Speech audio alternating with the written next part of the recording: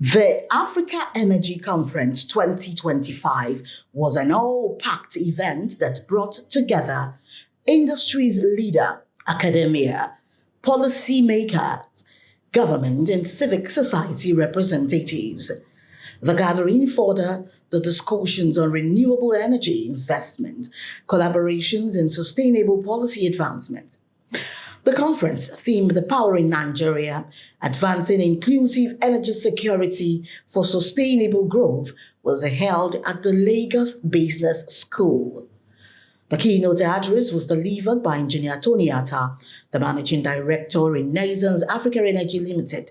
He described Africa's energy landscape as a critical frontier for energy development and transformation. He also emphasized on the importance of inclusive and sustainable solutions through industrialization and development.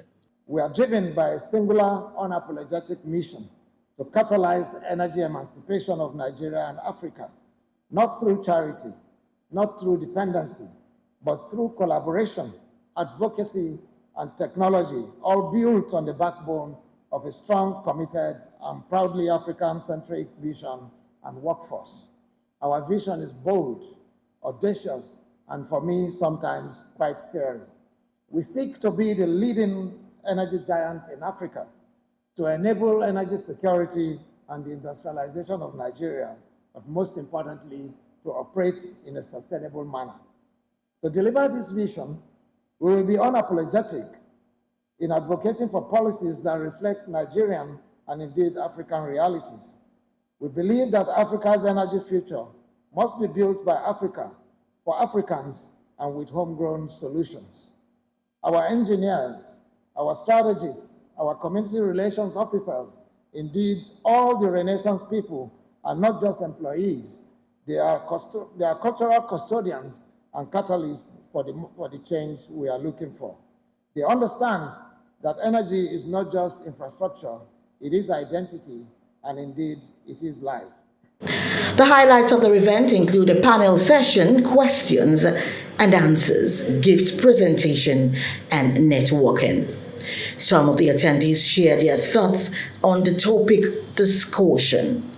This energy conference is also one of those exercises where the global leaders and the Nigerian leaders who have a vision, who are driving this sector, come together, talk about the issues, talk about the gaps, and seek the support from all the students where they can chip in, they can provide value, and they can improve the economy as a whole. Investment is a big deal. You cannot achieve anything without investment, which is why when the whole advent of energy security was forward relative to energy transition, the debate was always there to say, we as Africans, we as Nigerians are not even having the energy, and somebody says they want to transition away from it. So it begs the question, can you transition from energy when you do not have the energy? Today in Africa, over 50% of people do not have access to direct electricity. In Nigeria, it's about 40%. And in the paper that I presented, that's over 80 million people. Think about what 80 million people can do to be a force for positive good, just for making energy available to them. But everything has to be underpinned by investment. The infrastructure has to be built. Most of the infrastructure base that we have today are things that were built over 20, 30 years ago. It needs a refresh. Actually, it needs a renaissance, a new beginning, even at infrastructure level. And first is policy. Second is we're putting in place the right institution. And thirdly is partnering with the private sector people to make to solve the challenges we see all over the city. And the third part is the government is intervening in specific areas where, for one reason or another, maybe the discourse are not able to match up with the expectation of the citizenry. We are intervening here and there. Those are the ways we are working on ensuring that the power situation improves. The biggest risk is issues around tariffs, right?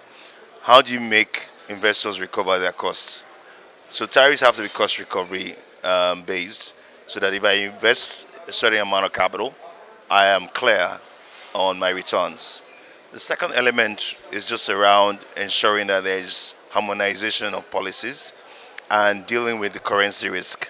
So most of these equipments to deliver energy access are imported so far in dollars, whereas Nigerians use naira, and you have to pay naira, for the service. When you look at the market, we have different segments. There's the commercial and industrial sector, there's the residential, there is the public sector space, and then I can begin to talk about the different industry sectors.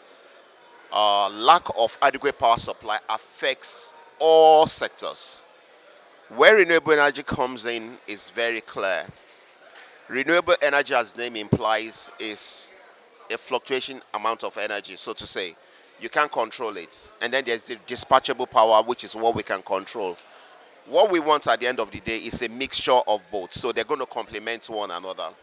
And with that, what we will achieve is the required sustainability in the real sense of it. In Nigeria, you can deploy solar.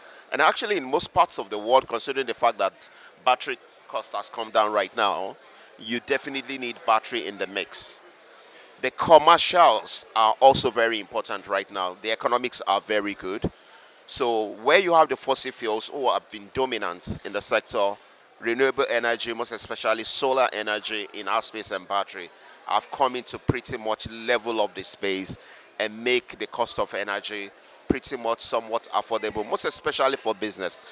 The conference reaffirmed a shared commitment to inclusive, secured, and sustainable energy solutions for Nigeria and Africa, underscoring collaboration as the cornerstone of the continent's energy future.